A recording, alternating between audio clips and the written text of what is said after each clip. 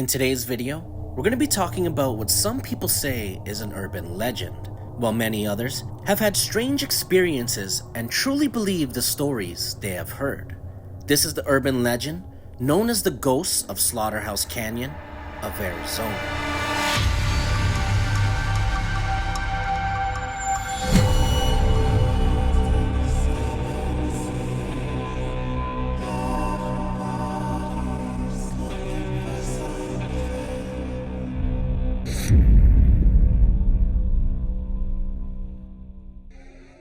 In 1882, the town of Kingman, Arizona was officially established. Throughout its history, it had served as both a military camp and a reservation for Native Americans. It eventually experienced growth when a section of railroad was routed through the area. The gold rush started in Arizona around 1858, and just like elsewhere in the western United States, it was a rough experience for those who expected to strike it rich. Once prospectors realized their chance of finding gold in Arizona was rare, they instead switched their attention to things more common, like copper and silver, which were native to the area, which was a good choice, due to at one point, the worth of gold sank below that of copper and silver, because of its lack of prevalence in the region. The established families that were uprooted and relocated in the West in search of wealth and success ended up being the ones who sacrificed the most. After lengthy and often excruciatingly difficult searches, many would end up starving to death. With that being said, it was a recipe for hauntings and urban legends. Like any urban legend that has arisen from times of extreme hardship, this story is filled with trauma brought on by sickness, starvation, heartbreak, and madness. This particular ghost story is one that quickly turned from being a simple tragedy to disturbing madness, which is why this canyon was put on the map of paranormal destinations. When the first white settlers found the area was named Luana's Canyon, after the matriarch of the impoverished family who lived in a small wooden shack near the dry wash in the heart of the canyon. As one might expect, living in a small shack in the desert was no easy task.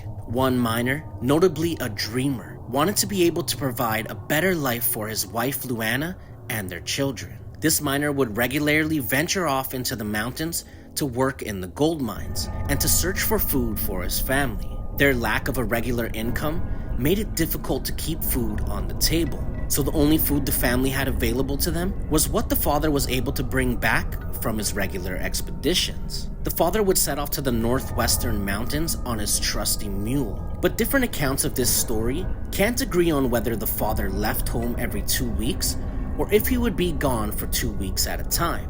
What is known is that this was a pretty typical experience during the gold rush era. Regardless of how often he was away from home, this family's only source of food, money, and supplies was what he was able to bring back with him. Luana and the children could consistently expect him to return with what they needed for their comfort and survival. One fateful day, he kissed his wife Luana and children goodbye and went on his way. Unfortunately, that would be the last time the family would see their father.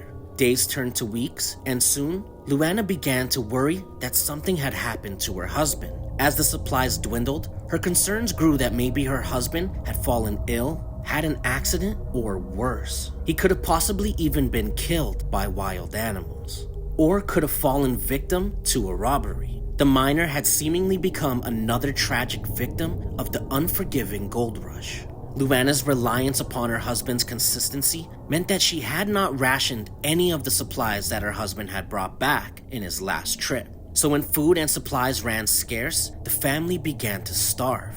Living alone in the canyon meant that the family had no other possible means of support, and soon the children would begin losing strength and begin weeping in pain. Despite being pale and weak with starvation, their screams and cries echoed throughout the canyon and even traveled on the nighttime breeze. The starving sobs of her children constantly begging Luana for food began to take a toll on her mentally. Each day that went by pushed Luana closer toward the brink of insanity until one day she just could no longer stand to see her children suffer and she snapped. Unable to cope with the reality of watching her children starve to death, Luana's psychosis drove her to do the unthinkable. One night during a thunderstorm, Tormented by her children's screams and own agonizing hunger, she put on her wedding dress and slaughtered her own children to end their suffering. Her mind lost, she chopped their dead bodies up into several pieces, splattering the walls of the small shack with blood, which earned it the name the Slaughterhouse. After finishing her horrible deed, she carried the pieces of her children and tossed the remains into the river. At the river, she collapsed and began sobbing on the bank of the river, her wedding dress soaked in the blood of her children she had slain. Luana was overcome with sadness and guilt. She remained on the riverbank, wailing and screaming over what she had done, until she succumbed to starvation herself the next morning. Locals will tell you that it was popular when they were in high school to load up a car with their friends and park down in the canyon by the remains of the old slaughterhouse shack.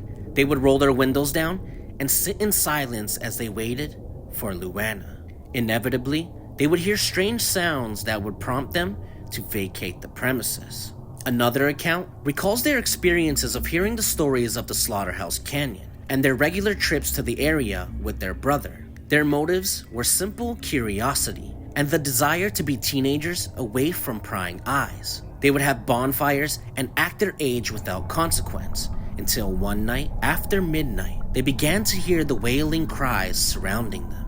A quick search of the area revealed nothing, but it frightened them enough to cause them to leave the canyon entirely.